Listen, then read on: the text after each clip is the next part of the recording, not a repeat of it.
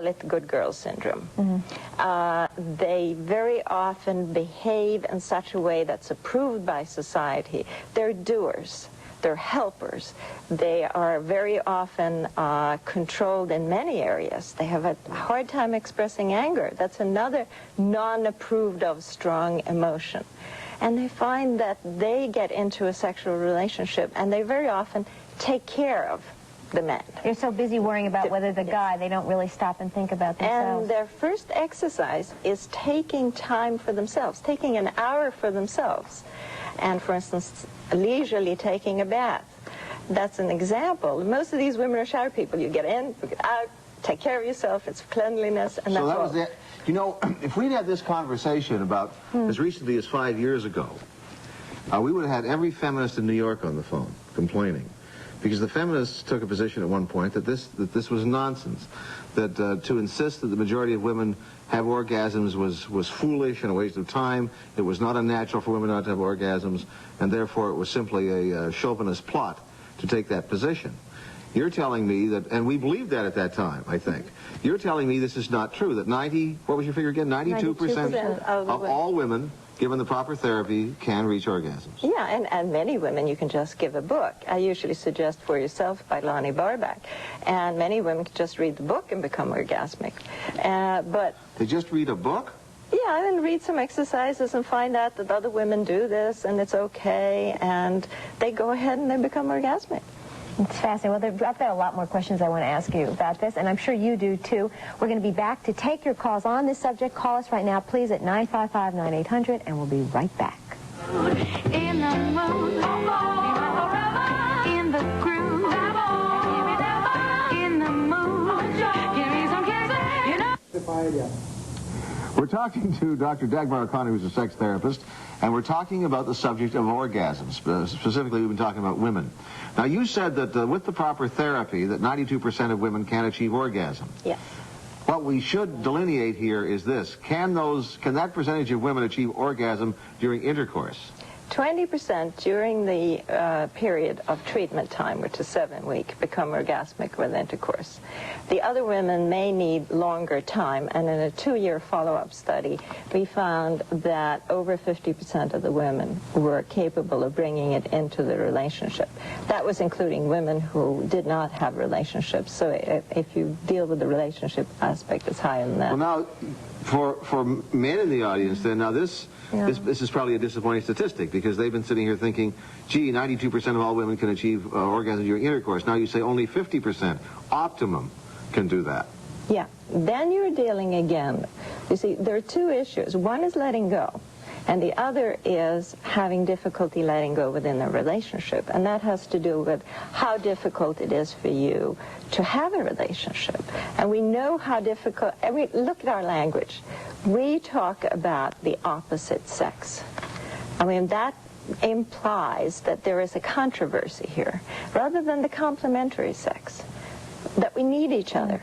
Yeah. And I think that the fear that's built into women, usually as women, if you go back to Kinsey, as women get older in age, they become more orgasmic. They enjoy sex more. The inhibitions disappear more. You're not getting older, you're getting better in all areas. That's right. What you're trying to say, Dagmar. Let me ask you this question then. Yeah. If you think back to the dark days of when there was no sex therapy, and everyone assumed, a lot of men assumed, that women, if they were normal and natural, should be able to achieve orgasm the way men do. Now, orgasm in men, at least technically, is not a very complicated thing. Timing, that's another book. But which you're about to write, I have the feeling. But that was the assumption. You know, when I was young, that was the assumption, that women reached, if they didn't reach orgasm the same way men did, that there was something wrong with them. What percentage of women do reach orgasm that way? Well, there are very conflicting statements. Some, if you go to the height report, you say that only 30% of women reach orgasm that way. I don't quite believe that statistic. I think it's much higher than that. But I feel that many women find it difficult, and many men find it difficult because it's so easy to respond to a woman. A man is raised to say it's okay to have sex.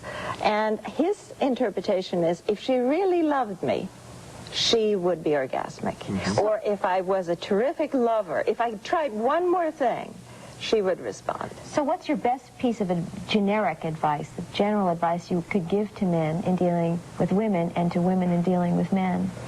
Is to focus on yourself to a certain extent. You give your partner an opportunity, but you don't turn each other on, you turn yourself on with each other.